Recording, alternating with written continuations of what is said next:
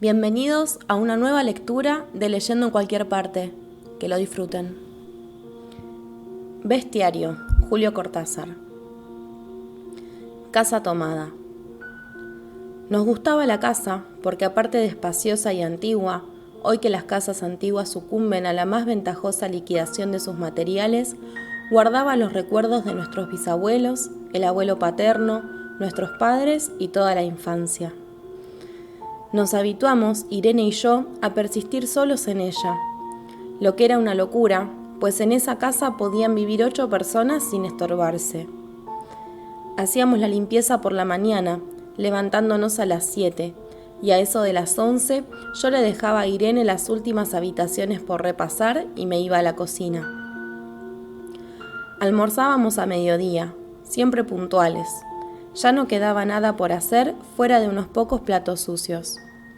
Nos resultaba grato almorzar pensando en la casa profunda y silenciosa, y cómo nos bastábamos para mantenerla limpia.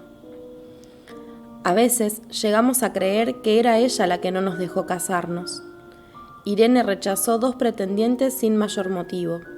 A mí se me murió María Esther antes de que llegáramos a comprometernos. Entramos en los 40 años con la inexpresada idea de que el nuestro, simple y silencioso matrimonio de hermanos, era necesaria clausura de la genealogía asentada por los bisabuelos en nuestra casa. Nos moriríamos allí algún día.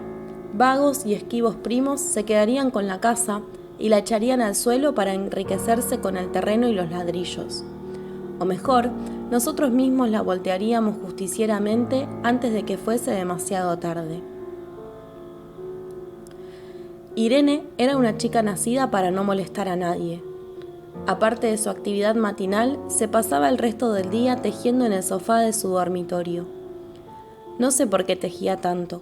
Yo creo que las mujeres tejen cuando han encontrado en esa labor el gran pretexto para no hacer nada. Irene no era así. Tejía cosas siempre necesarias, tricotas para el invierno, medias para mí, mañanitas y chalecos para ella.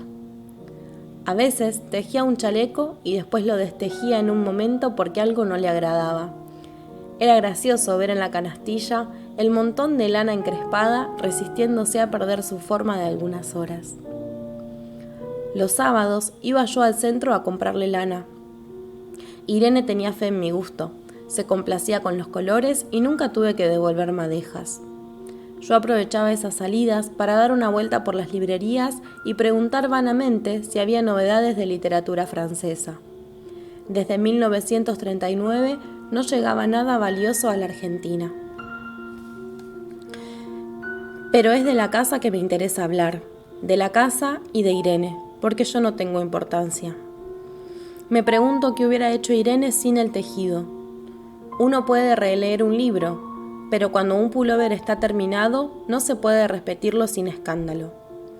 Un día encontré el cajón de abajo de la cómoda de alcanfor lleno de pañoletas blancas, verdes, lila. Estaban con naftalina, apiladas como en una mercería. No tuve valor de preguntarle a Irene qué pensaba hacer con ellas. No necesitábamos ganarnos la vida. Todos los meses llegaba la plata de los campos y el dinero aumentaba. Pero a Irene solamente la entretenía el tejido. Mostraba una destreza maravillosa y a mí se me iban las horas viéndole las manos como erizos plateados, agujas yendo y viniendo y 1 o 2 canastillas en el suelo donde se agitaban constantemente los ovillos. Era hermoso. ¿Cómo no acordarme de la distribución de la casa? El comedor, una sala con gobelinos, la biblioteca y 3 dormitorios grandes quedaban en la parte más retirada, la que mira hacia Rodríguez Peña. Solamente un pasillo, con su maciza puerta de roble, aislaba esa parte del ala delantera, donde había un baño, la cocina, nuestros dormitorios y el living central, al cual comunicaban los dormitorios y el pasillo. Se entraba a la casa por un zaguán con mayólica y la puerta cancel daba al living. De manera que uno entraba por el zaguán, abría la cancel y pasaba al living. Tenía a los lados las puertas de nuestros dormitorios y al frente el pasillo que conducía a la parte más retirada. Avanzando por el pasillo, se flanqueaba la puerta de roble y más allá empezaba el otro lado de la casa. O bien se podía girar a la izquierda justamente antes de la puerta y seguir por un pasillo más estrecho que llevaba a la cocina y al baño. Cuando la puerta estaba abierta, advertía uno que la casa era muy grande. Si no, daba la impresión de un departamento de los que se edifican ahora, apenas para moverse. Irene y yo vivíamos siempre en esa parte de la casa. Casi nunca íbamos más allá de la puerta de roble, salvo para hacer limpieza, pues es increíble cómo se junta la tierra en los muebles. Buenos Aires será una ciudad limpia, pero eso lo debe a sus habitantes y no a otra cosa. Hay demasiada tierra en el aire. Apenas sopla una ráfaga, se palpa el polvo en los mármoles de las consolas y entre los rombos de las carpetas de macramé. Da trabajo sacarlo bien con plumero. Vuela y se suspende en el aire. Un momento después se deposita de nuevo en los muebles y los pianos. Lo recordaré siempre con claridad, porque fue simple y sin circunstancias inútiles. Irene estaba tejiendo en su dormitorio. Eran las 8 de la noche y de repente se me ocurrió poner al fuego la pavita del mate. Fui por el pasillo hasta enfrentar la entornada puerta de roble y daba la vuelta al codo que llevaba a la cocina cuando escuché algo en el comedor o la biblioteca. El sonido venía impreciso y sordo, como un volcarse de sillas sobre la alfombra o un ahogado susurro de conversación. También lo oí, al mismo tiempo o un segundo después, en el fondo del pasillo que traía desde aquellas piezas hasta la puerta. Me tiré contra la puerta antes de que fuera demasiado tarde. La cerré de golpe apoyando todo el cuerpo. Felizmente, la llave estaba puesta de nuestro lado y además corría el gran cerrojo para más seguridad. Fui a la cocina, calenté la pavita y cuando estuve de vuelta con la bandeja del mate, le dije a Irene: tuve que cerrar la puerta del pasillo. Han tomado la parte del fondo. Dejó caer el tejido y me miró con sus graves ojos cansados. ¿Estás seguro?, asentí. Entonces, dijo recogiendo las agujas, tendremos que vivir en este lado. Yo cebaba el mate con mucho cuidado, pero ella tardó un rato en reanudar su labor. Me acuerdo que tejía un chaleco gris. A mí me gustaba ese chaleco. Los primeros días nos pareció penoso porque ambos habíamos dejado en la parte tomada muchas cosas que queríamos. Mis libros de literatura francesa, por ejemplo, estaban todos en la biblioteca.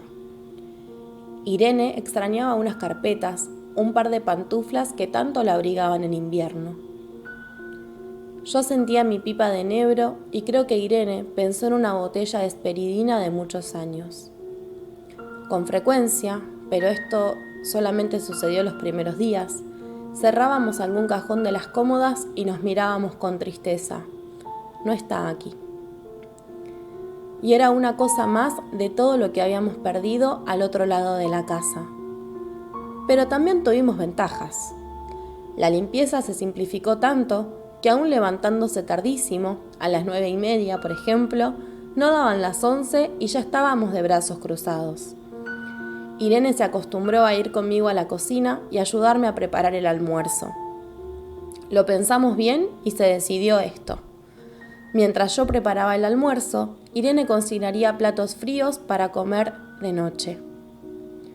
Nos alegramos porque siempre resulta molesto tener que abandonar los dormitorios al atardecer y ponerse a cocinar.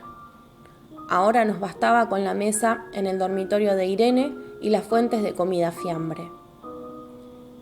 Irene estaba contenta porque le quedaba más tiempo para tejer. Yo andaba un poco perdido a causa de los libros, pero por no afligir a mi hermana me puse a revisar la colección de estampillas de papá, y eso me sirvió para matar el tiempo. Nos divertíamos mucho, cada uno en sus cosas, casi siempre reunidos en el dormitorio de Irene, que era más cómodo. A veces Irene decía: fíjate este punto que se me ha ocurrido, ¿no da a un dibujo de trébol? Un rato después, era yo el que le ponía ante los ojos un cuadradito de papel para que viese el mérito de algún sello de Eupen y Malmedy.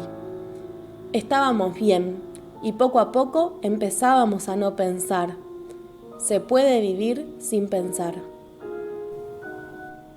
Cuando Irene soñaba en voz alta, yo me desvelaba enseguida.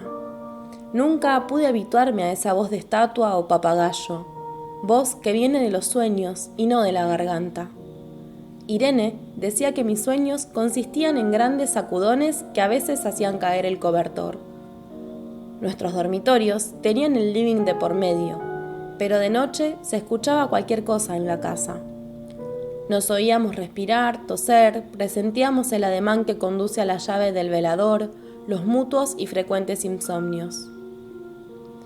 Aparte de eso, todo estaba callado en la casa.